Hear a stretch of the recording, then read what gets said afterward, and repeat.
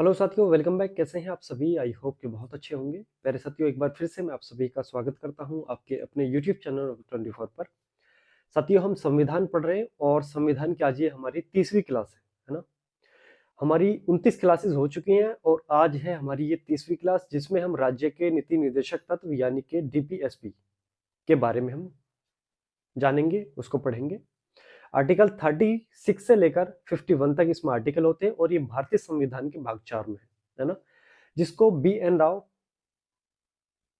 है ना, जो संवैधानिक सलाहकार थे बी एन राव, उनकी सलाह पर, उनके कहने पर इसको ऐड किया गया था किसमें, भारतीय संविधान में, है ना। अगर मैं बात करता हूं इसका स्रोत की, यानी कि कहां से इसका सोर्स क्या है, किस देश से लिए गए हैं, तो ये लिए गए हैं आयरिश यानी कि आपका आयरलैंड के संविधान से। ठीक है, तो चलिए कॉपी पेन निकाल लीजिए और लिखना स्टार्ट कीजिए। आज ये हमारा डीपीएसपी यानी कि directive principles of state policy की आज ये हमारी पहला आर्टिकल रहेगा, जिसमें हम आर्टिकल नंबर 36 से स्टार्ट करेंगे।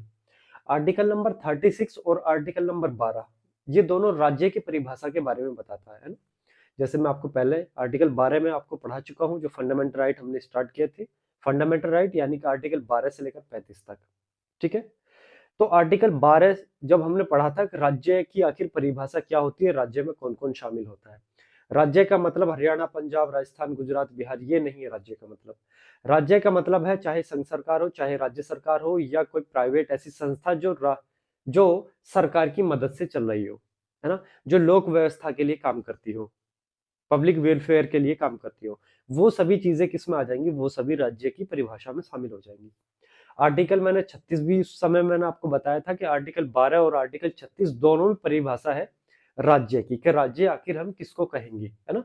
तो आर्टिकल 36 संघ सरकार हो, राज्य सरकार हो, या फिर वो कोई निजी हो, प्राइवेट संस्था हो, जो या तो सरकार के साथ काम करती हो, है ना, या फिर ऐसा काम करती हो जो पब्लिक वेलफेयर में हो, वो सभी किस में आ जाएंगी, वो सभी राज्य की परिभाषा उसमें आ जाएंगी, यानी कि राज्य उनको हम कहेंगे। ठीक है, ये हमारा भारतीय संविधान बताता है कि राज्य की परिभाषा क्या होगी। ठीक है, चलिए, आई होप कि आपको समझ आया होगा। आर्टिकल 36 पहले मैं बता चुका हूं, आर्टिकल 12 अच्छे से हमने उसको समझा था, है ना। वहीं अब आर्टिकल 37, आर्टिकल 37 के बारे में जान लेते हैं। मैंने आपको बताया था कि जो हमारे डीपीएसपी हैं, ये ना तो परिवर्तनीय है, ना वाद योग्य है, और ना ही ये बाध्यकारी है ना। परिवर्तनीय का मतलब है कि इन्हें सुप्रीम कोर्ट के द्वारा लागू नहीं कराया जा सकता।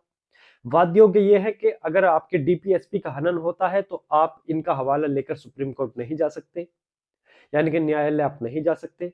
और बाध्यकारी का मतलब ये है कि सरकार चाहे तो इनके लिए कानून बना सकती है और सरकार ना चाहे तो कानून नहीं बना सकती, है ना। याद रखेंगे इस चीज को।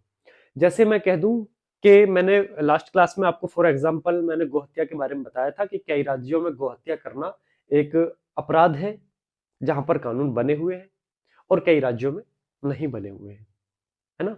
यानी कि हम कह सकते हैं कि जो डीपीएसपी है वो बाध्यकारी नहीं है, लेकिन नैतिक रूप से बाध्यकारी है। अब नैतिक रूप से बाध्यकारी का मतलब कैसे है?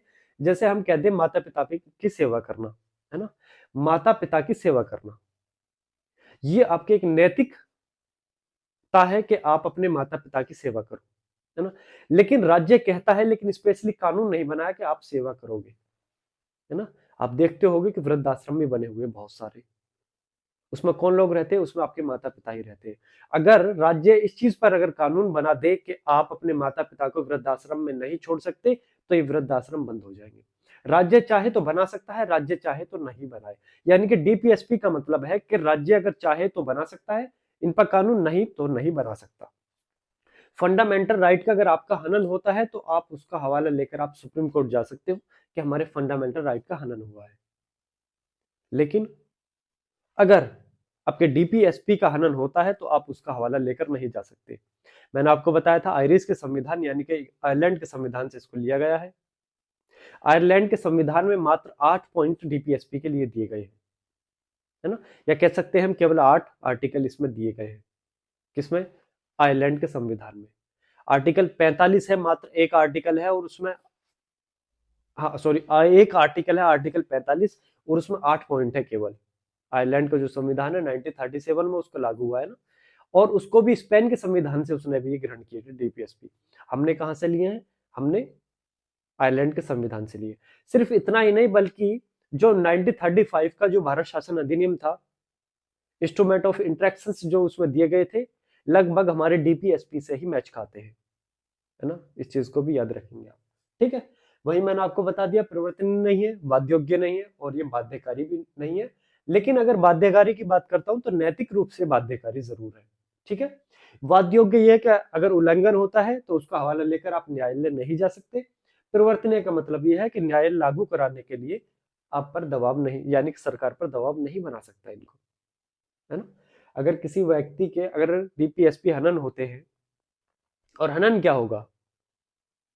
कोई ऐसी चीज ही नहीं है जो डीपीएसपी के माध्यम से आप ये कहो कि हाँ हमारा ये डीपीएसपी का हनन हो रहा है, क्योंकि ये राज्य के पास है। संविधान कहता है कि राज्य ऐसा कर सकता है। अगर राज्य सरकार, यानी कि मैं सरकार की बात करता हूं, चाहे वो सेंटर की हो या फिर वो राज्य की हो, चाहे वो राज्य की सरकार हो या वो सेंटर की सरकार हो, है ना, वो अगर कोई कानून बनाती है तो हमारे जो डीपीएसपी है वो ऐसे समझ लीजिए कि उनको रास्ता दिखाता है सरकार को, कि आप इस तरह से कानून बनाइए। यानी कि रास्ता होता है ना मंजिल पे पहुंचाने के लिए, है ना। हम अगर कहीं जाना है तो हम किसी रास्ते से जाते हैं, वो रास्ता होता है हमें हमारी मंजिल तक पहुंचाने के लिए। सेम अगर कोई कानून बनता है तो बिल्कुल सेम डीपीएसपी का काम भी यही है कि उनको एक रास्ता दिखाता है सरकार को, कि आप इस रास्ते पे इस तरह से जनता के हित में आप काम मतलब कानून बना सकते हैं, ठीक है। अब आगे बढ़ते हैं, आर्टिकल नंबर 38 देख लेते हैं। आई होप कि आपको ये आर्टिकल 37 समझ आया होगा।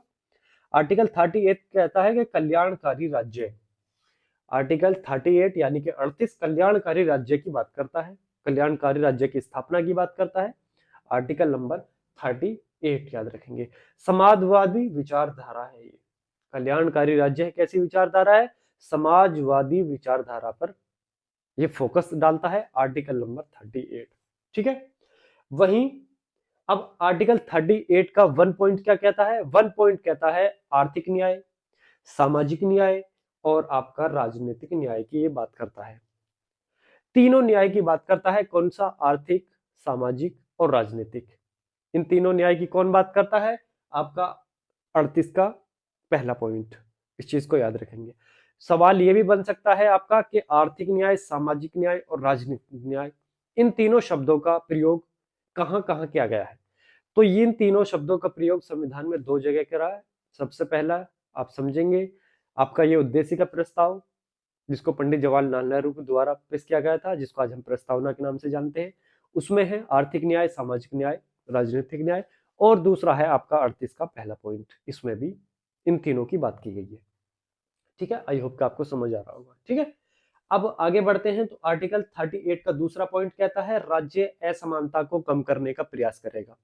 असमानता को कम करने का प्रयास करेगा। जैसे आर्टिकल 14 समानता की बात करता है, आर्टिकल 14 समानता की बात करता है। एक चीज और मैं आपको बताना चाह रहा हूं कि अगर डीपीएसपी के साथ में किसी फंडामेंटल राइट को अगर पढ़ा जाता है, डीपीएसपी के साथ, याद रखेंगे, जो हमारा राज्य के नीति निर्देशक तत्व है आर्टिकल 36 से लेकर 51 तक, अगर इसके किसी भी आर्टिकल को आप फंडामेंटल राइट के साथ में अगर पढ़ना चाहते हैं, या मतलब अगर पढ़ा जाएगा तो उसका प्रभाव भी फंडामेंटल राइट की तरह ही होगा, याद रखेंगे इस चीज को, है ना। राज्य असमानता को कम करने का प्रयास करेगा, यानी कि उस पर बल देगा, उस पर फोकस करेगा कि जो असमानता है उसको कम किया जाए, है ना। असमानता यानी कि मैं असमानता के बारे में थोड़ी सी चीज मैं आपको बता दूं। जैसे आर्टिकल 17, है ना, छुआछूत का अंत, अस्पृश्यता का अंत। असमानता ही तो है, बड़ी जाति छोटी जाति, यानी कि इसको कम करने का प्रयास करेगा। जो रोजगार है, रोजगार पे भी हो सकता है ना, किसी को रोजगार मिला हुआ तो कोई बेरोजगार है, ठीक है। राज्य नौकरी देगा, सरकार नौकरी देगी, जिससे जो असमानता है उसको कम किया जाए, है ना। कुछ अमीर है, कुछ गरीब है, तो जो सरकार है हमारी कुछ ऐसी योजनाएं लेकर आएगी जिनसे वो जो असमानता है उसको कम किया जा सके। ये जो आर्टिकल है आपका आर्टिकल 38 का जो दूसरा पॉइंट है, ये 44वां संविधान संशोधन हुआ था 1978 में, इसके माध्यम से इसको जोड़ा गया था। इस चीज को याद रखेंगे, ठीक है। आगे बढ़ते हैं, कॉपी में नोट जरूर करते रहे आप, है ना, ठीक है। अब आर्टिकल 39 के बारे में जान लेते हैं। आर्टिकल 39 कहता है सामाजिक और आर्थिक लोकतंत्र की बात करता है। आर्टिकल 39 आपके सामाजिक और आर्थिक लोकतंत्र की बात करता है। और ये जो आपका आर्टिकल 39 है, ये कैसा, मतलब किस सिद्धांत पर काम करता है, तो समाजवादी सिद्धांत पर ये काम करता है। इस चीज को याद रखेंगे, ठीक है। वही 39 का एक जो पहला पॉइंट है उसको समझ लीजिए कि राज्य महिला व पुरुष, चाहे महिला हो या फिर पुरुष हो, को आजीविका के पर्याप्त साधनों का अधिकार दे, है ना। यानी कि राज्य के लिए बोला गया है। आर्टिकल 39 का पहला पॉइंट कहता है राज्य को निर्देश देता है कि महिला हो या पुरुष हो, उनके आजीविका के लिए क्या करे, संसाधनों का अधिकार उनको दे। आजीविका का मतलब है जीवन जीने का अधिकार, है ना। आजीविका यानी कि उनके लिए सही खान पान, उनके लिए नौकरी हो, उनके लिए शिक्षा हो। आजीविका उनके लिए यानी कि जो जीवन है हमारा वो एक गरिमापूर्ण हम जी सके, है ना, उस चीज का अधिकार की बात करता है 39 का ये, ठीक है। वही 39 के 2 की बात करता हूं। 39 का 2 और 39 का 3 हम पहले पढ़ चुके हैं, आपको याद होगा। आर्टिकल 31 का सी, है ना, इसको फिर पढ़ लेते हैं। आर्टिकल 39 का 2 कहता है भौतिक संसाधनों का न्यायपूर्ण वितरण हो। भौतिक संसाधनों का न्यायपूर्ण वितरण हो यानी कि केंद्रीकरण ना हो, बिल्कुल न्यायपूर्ण, किसी प्रकार का भेदभाव ना हो। भौतिक संसाधन क्या, जल है, चट्टान है, भूमि है ना, जैसे पेट्रोल है, डीजल है, लकड़ी है, पेड़ पौधे हैं, ठीक है। इस तरह के जो भी है, धातु है, द्रव पदार्थ है, ये सब क्या है, रासायनिक संसाधन है, और भी बहुत सारे हैं। इन सभी का एक न्यायपूर्ण वितरण हो यानी कि बंटवारा न्यायपूर्ण होना चाहिए, इसकी ये बात करता है। अब जैसे भूमि की अगर मैं बात करता हूँ, भूमि, तो भूमि के लिए कानून बनाए गए, है ना, जैसे कृषि कानून है, भूमि कानून है, हदबंदी कानून है, ये कानून बनाए गए थे। इस चीज को याद रखेंगे, ठीक है। किसके लिए, न्यायपूर्ण बंटवारे के आधार पर, है ना, कि न्यायपूर्ण बंटवारा होना चाहिए। तो भूमि है, ये भी भौतिक संसाधन है। तो भौतिक संसाधन में जैसे इसके भूमि के लिए कानून बनाए गए, कृषि कानून, भूमि कानून, हदबंदी कानून, है ना, इस चीज को याद रखेंगे। आगे बढ़ते हैं। 39 का तीसरा पॉइंट कहता है धन व उत्पादन का केंद्रीकरण नहीं होना चाहिए, है ना। यानी कि भौतिक संसाधनों का केंद्रीकरण ना हो, ऐसे भी कह सकते हैं हमने, क्योंकि हमने पिछली जो क्लास में ये पढ़ा था। पहला पॉइंट है 39 का। जो दूसरा कहता है भौतिक संसाधन का न्यायपूर्ण वितरण हो, और इसमें तीसरा पॉइंट कहता है 39 का कि भौतिक संसाधनों का क्या होना चाहिए, केंद्रीकरण नहीं होना चाहिए। ये कहता है 39 का तीसरा पॉइंट, ठीक है। अब जैसे इसका जो मैं आपको एक बहुत ही शानदार एग्जांपल बताता हूं कि 39(3) का हवाला लेकर, है ना, उस समय जो भारत की प्रधानमंत्री थी इंदिरा गांधी जी, उन्होंने 14 बैंकों का राष्ट्रीयकरण किया था। 14 बैंकों का राष्ट्रीयकरण किया था क्योंकि उस समय जो बैंक थे वो प्राइवेट बहुत ज्यादा थे, है ना, बहुत ज्यादा संख्या में प्राइवेट बैंक थे। उन प्राइवेट बैंकों का निजीकरण करके उनको सरकारी बैंक का दर्जा दिया, है ना। क्योंकि ये आर्टिकल 29 का 3 जो कहता है वो यही कहता है कि धन का जो उत्पादन का जो धन का है या फिर उत्पादन का, उनका केंद्रीकरण नहीं होना चाहिए, यानी कि एक जगह नहीं होना चाहिए। सभी जो पावर है किसी एक के हाथ में नहीं होनी चाहिए, यानी कि उनका बंटवारा होना चाहिए, अलग अलग बटा होना चाहिए। जैसे आज हमारे भारत में संघ सरकार अलग है, राज्य सरकार अपनी अलग काम करती है ना। अगर इन राज्य सरकारों को केंद्र सरकार के अधीन कर दिया जाए तो केंद्रीकरण हो जाएगा। लेकिन हुआ क्या है, केंद्र अपना अलग काम करता है, राज्य अपने अलग काम करते हैं, यानी कि केंद्रीकरण की बात नहीं है हमारे इसमें, है ना। तो ऐसे ही केंद्रीकरण, 14 बैंकों का राष्ट्रीयकरण, ठीक है, याद रखेंगे इस चीज को, है ना। और 19 जुलाई आपका 1969 को इन 14 बैंकों का राष्ट्रीयकरण हुआ था। अब ये जैसे पंजाब नेशनल बैंक है, बैंक ऑफ बड़ौदा है, बैंक ऑफ इंडिया है, कैनरा बैंक है ना, बहुत सारे, ये मतलब ये 14 टोटल बैंक थे। ये आपको लिस्ट भी आपको दिखाई दे रही होगी। इन 14 बैंकों का राष्ट्रीयकरण किया था किसने, इंदिरा गांधी, उस समय प्रधानमंत्री थी, उन्होंने किया था, ठीक है। अब एक चीज और समझ लीजिए, आर्टिकल 31 का 3 जो मैंने लास्ट क्लास में आपको बताया था, फिर मैं आपको बता देता हूं कि 31 का 3 कहता है कि आर्टिकल 39 का दूसरा और 39 का तीसरे पॉइंट को, है ना, फंडामेंटल राइट के आधार पर कोर्ट में चुनौती नहीं दी जा सकती। यानी कि जो फंडामेंटल राइट है जिनके हवाला लेकर हम समय समय पर सुप्रीम कोर्ट यानी कि न्यायालय का दरवाजा खटखटाते रहते हैं, इस 31 के 3 ने कह दिया कि आप इन आर्टिकल्स को लेकर फंडामेंटल राइट के आधार पर सुप्रीम कोर्ट में चुनौती नहीं दे सकते। कौन सा था आपका 39 का दूसरा और 39 का तीसरा पॉइंट? कौन कौन सा था? भौतिक संसाधनों का न्यायपूर्ण वितरण और आपका इसका भौतिक संसाधनों का केंद्रीकरण नहीं हो, इनके आधार पर यानी कि आप सुप्रीम कोर्ट नहीं जा सकते। ये कहा था किसने? एक आर्टिकल 31 के 3 ने। अब ये जो 31 का 3 था ये 25वां संविधान संशोधन हुआ था कब? 1971 में। उसके माध्यम से इसको 31 के 3 को जोड़ा गया था, है ना। तभी होता क्या है, सुप्रीम कोर्ट में केस जाता है, मिनर्वा मिल्स केस है जो 1980 में गया था, जिसमें सबसे पहली चीज कही गई थी कि जो न्यायिक पुनरावलोकन है यानी कि जुडिशियल रिव्यू है, ये संविधान का मूल ढांचा है। सबसे पहली चीज इसमें ये कही गई थी। किस केस में है? मिनर्वा मिल्स केस में कही गई थी, ठीक है। वही दूसरी चीज कही गई थी कि जो आर्टिकल 31 का 3 है वह असंवैधानिक है। जो आर्टिकल 31 का 3 है वह असंवैधानिक है, क्योंकि इसके माध्यम से यह बताया गया था कि आपका जो 39 का दूसरा और 39 का तीसरा पॉइंट है वो फंडामेंटल राइट से बड़ा है, यानी कि फंडामेंटल राइट से अधिक पावर उसको दी गई है, जबकि ये गलत है ना। तो उसको असंवैधानिक करार दिया गया था और साथ ये कहा गया था कि 39 का दूसरा पॉइंट और 39 के तीसरे पॉइंट को कोर्ट में चुनौती दी जा सकती है, ठीक है। आई होप को आपको समझ आ रहा होगा, ठीक है। आगे बढ़ते हैं। अब 39 का चौथा पॉइंट देख लीजिए। 39 का चौथा पॉइंट कहता है समान कार्य के लिए समान वेतन, चाहे महिला हो या फिर पुरुष हो, है ना।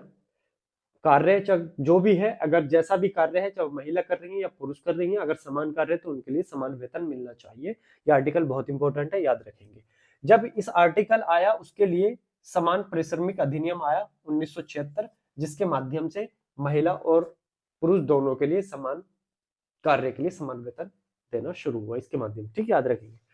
अब केस आता है एक रणधीर सिंह वर्सेस भारत संघ। ये केस आता है जो 1982 में आया। कौन सा है? रणधीर सिंह वर्सेस भारत संघ, ठीक है। अब इसमें कहा गया था कि 39(4) को अगर आर्टिकल 14 के साथ अगर पढ़ा जाएगा, है ना, समान कार्य समान वेतन की बात करता है, यानी कि आर्टिकल 14 भी किसकी बात करता है? समता की बात करता है, समानता की बात करता है, बराबरी की बात करता है ना, आर्टिकल 14। अभी ये डीपीएसपी में आता है आर्टिकल 39 का 4। लेकिन अगर यही इसको आर्टिकल 14 के साथ में जोड़ दे, समता का अधिकार के साथ में जोड़ दे, समानता के अधिकार के साथ में जोड़ दे हम, तो इसको क्या हो जाएगा? फंडामेंटल राइट की तरह इसको पढ़ा जाएगा, ठीक है। ये कहा था रणधीर सिंह वर्सेस भारत संघ, जो 1982 में जो सुप्रीम कोर्ट का केस था, उसमें निर्णय आया था सुप्रीम कोर्ट का कि 39(4) को अगर आर्टिकल 14 के साथ में पढ़ा जाएगा तो आर्टिकल 39 का 4 फंडामेंटल राइट की तरह ही कार्य करेगा। इस चीज को भी आप कॉपी में नोट कर लेंगे, ठीक है। वही 39 का 5 बात करता है प्रतिकूल रोजगार से बचाओ। प्रतिकूल रोजगार से बचाओ, चाहे वो महिला हो, चाहे पुरुष हो, या फिर वो बच्चे हो, है ना। प्रतिकूल रोजगार का मतलब है जो हमारे अपोजिट है, गलत कार्य से बचाओ, है ना। जैसे माइंस में, खदान में काम करना, है ना, पटाखों की फैक्ट्री में काम करना, जो आपके जीवन पे प्रभाव डाले, जो आपकी सांसों को कम करे, जो आपकी हेल्थ खराब करे, है ना, जो आपका जीवन खराब करे, ऐसे प्रतिकूल कार्य, ऐसे प्रतिकूल रोजगार, उन सभी से बचाव की बात करता है आर्टिकल 39 का 5, चाहे वो काम करने वाली महिला हो, पुरुष हो, या फिर वो बच्चे हो, ठीक है। आई होप के यहाँ तक समझ आया। आर्टिकल 39 का 6 कहता है बच्चों को गरिमा के साथ विकास के अवसर देना। और ये सभी याद रखेंगे, जो हम फंडामेंटल राइट पढ़ रहे हैं ये फिर राज्य को निर्देश देते हैं, है ना। सॉरी, जितने हम डीपीएसपी पढ़ रहे हैं ये सभी राज्य को निर्देश देते हैं कि राज्य ऐसा प्रावधान बनाएगा, ऐसा अवसर प्रदान करेगा, ऐसे कार्य करेगा, ठीक है। वही 39 का 6 कहता है राज्य बच्चों को गरिमा के साथ विकास के अवसर देगा, है ना, गरिमा के साथ में। एक गरिमापूर्ण जीवन का मतलब है कि हर चीज की सुविधा होनी चाहिए, है ना, शिक्षा की, भोजन की, रहने की, खाने पीने की, हर एक चीज की गरिमापूर्ण व्यक्ति अपना जीवन जिए। ये जो आर्टिकल है ये हमारा 42वां संविधान संशोधन हुआ था 1976, जिसके माध्यम से इसको जोड़ा गया था, इस आर्टिकल को, है ना। इस चीज को ध्यान रखेंगे। अब इस आर्टिकल के माध्यम से बाल श्रम जो है उसको समाप्त किया गया, है ना। ये आर्टिकल कहता है कि बाल श्रम समाप्त होना चाहिए। पुनर्वास व कल्याण की व्यवस्था होनी चाहिए। बाल श्रम का मतलब है कि बच्चों से काम ना कराना, है ना। बच्चों से काम ना कराने। अक्सर आप फैक्ट्रियों पे, बड़े बड़े कारखानों पे बाहर गेट पर पर्चे, स्टिकर, है ना, नोटिस बोर्ड पर आप देखते होंगे लिखा होता है कि बच्चों का प्रवेश वर्जित है, क्योंकि 14 साल से कम उम्र के बच्चों को रोजगार नहीं दिया जाएगा। अब आप देखते होंगे कि टीवी पर, फिल्मों में छोटे छोटे बच्चे काम करते हैं, है ना। लेकिन याद रहे कि जो बाल श्रम है, बाल श्रम का मतलब है कि उनका पूरा यानी कि जीवन, एक जो गरिमापूर्ण जीवन होता है, उसको छीन लेना। अगर बच्चे काम कर रहे हैं, काम के साथ में वो पढ़ भी रहे हैं, अच्छा खाना भी खा रहे हैं, अच्छा रह भी रहे हैं, है ना, यानी कि गरिमापूर्ण जीवन अगर वो जी रहे हैं, तो वो बाल श्रम सकारात्मक होता है ना। बाल श्रम का मतलब है नकारात्मक अगर कोई पॉइंट है तो उसके माध्यम से आप बच्चों से काम नहीं करा सकते।